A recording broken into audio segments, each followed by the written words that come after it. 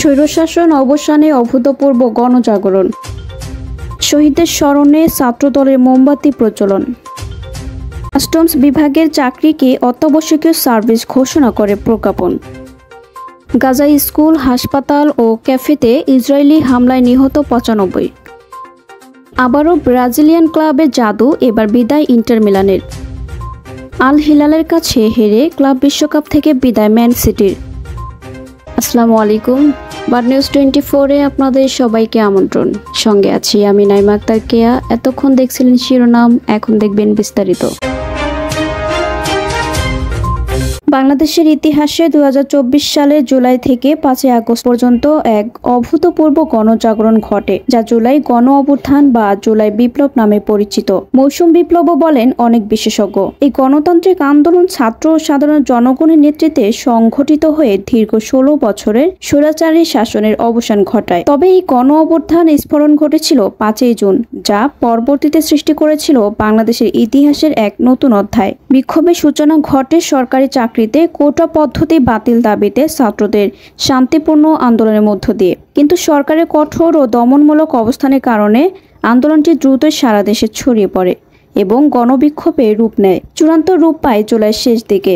সে সময় সরকারি নিপীড়ন ও হত্যাযজ্ঞের মাত্রা সর্বোচ্চ পর্যায়ে পৌঁছায়। এই আন্দোলনের ধারাবাহিকতায় ২০২৪ সালের ৫ই আগস্ট স্বৈরশাসক হাসিনা ভারতে পালিয়ে যান। জাতিসংঘের প্রতিবেদনে বলা হয়, এ সময়ের মধ্যে প্রায় ১,৪০০ মানুষ প্রাণ হারান। হাসিনা পালিয়ে যাওয়ার পরপরই জাতির উদ্দেশ্যে ভাষণ দেন সেনাপ্রধান জেনারেল ওয়াকারুজ্জামান। তিনি একটি অন্তর্বর্তী সরকারের রূপরেখা ঘোষণা করেন এবং শান্তি ও স্থিতিশীলতা ফিরিয়ে আনতে জনগণের প্রতি আহ্বান জানান। একই সঙ্গে সব সহিংসতা ও প্রাণহানির নিরপেক্ষ তদন্তের প্রতিশ্রুতি দেন তিনি। ৩ দিন পর ৮ই আগস্ট নোবেল বিজয়ী এবং ক্ষুদ্র ঋণ আন্দোলনের পথিকৃত অধ্যাপক ডক্টর মোহাম্মদ ইউনূসকে প্রধান উপদেষ্টা করে একটি অন্তর্বর্তী সরকার গঠন করা হয়।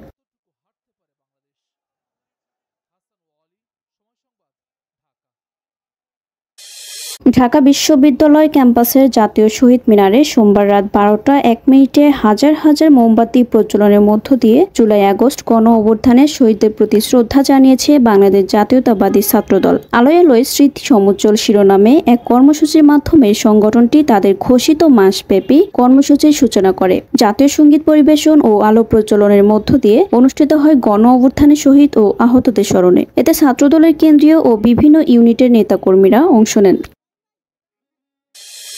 জাতীয় রাজস্ব বোর্ডের এনবিআর আওতাধীন সব কাস্টমস হাউস, বন্ড কমিশনারেট ও শুল্ক স্টেশনগুলোর চাকরিকে অত্যাবশ্যকীয় সার্ভিস ঘোষণা করে প্রজ্ঞাপন জারি করেছে সরকার। সোমবার শ্রম ও কর্মসংস্থান মন্ত্রণালয় এই প্রজ্ঞাপন জারি করে। প্রজ্ঞাপনে জানানো হয়, জাতীয় রাজস্ব বোর্ডের আওতাধীন সব customs house, ICD, bond commissionerate এবং শুল্ক স্টেশনগুলোর সব শ্রেণীর চাকরি সরকারের রাজস্ব আহরণ লক্ষ্যমাত্রা পূরণের জন্য এবং সরকারের আর্থিক ব্যবস্থাপনা গতিশীল রাখার জন্য অত্যাবশ্যক। সরকার কর্তৃক জনস্বার্থ রক্ষায় জাতীয় রাজস্ব বোর্ডের আওতাধীন সব customs house, ICD, bond commissionerate এবং শুল্ক স্টেশনগুলোর সব শ্রেণীর চাকরিকে অত্যাবশ্যকীয় সার্ভিস ঘোষণা করা হলো।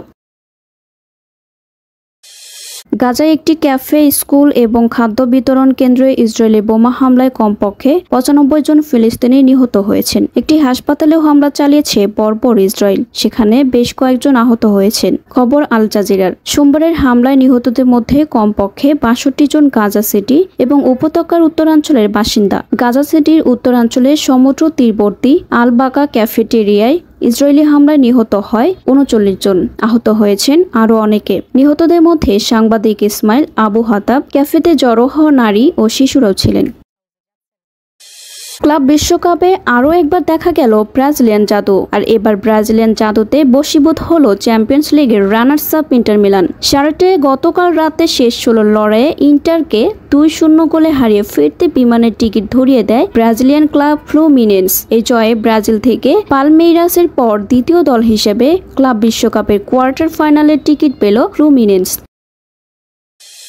দিনের শুরুতে ইন্টার মিলানকে বিদায় করে চমক দিয়েছিল ব্রাজিলের ফ্লুমিনেন্স। তবে দিনের সবচেয়ে বড় চমকটা তুলে রেখেছিল সৌদি আরবের ক্লাব আল হিলাল। ফ্লোরিডায় ম্যানচেস্টার সিটিকে 4-3 গোলে হারিয়ে ক্লাব বিশ্বকাপের কোয়ার্টার ফাইনালে উঠে গেছে দলটা। 90 মিনিটে খেলা 2-2 শেষ হলে অতিরিক্ত সময় ম্যাচ করায় 112 মিনিটে মার্কোস লিওনার্দো নিজের দ্বিতীয় গোল করে আল হিলালকে এগিয়ে দেন। প্রথমার্ধের অতিরিক্ত সময়ে ফিল ফোডেন গোল করে সিটি সমর্থকদের আশা জাগিয়েছিলেন, কিন্তু শেষ পর্যন্ত সৌদি আরবের দল আল হিলাল ম্যাচ জিতে ফ্লুমিনেন্সের বিপক্ষে কোয়ার্টার ফাইনালে উঠে গেল।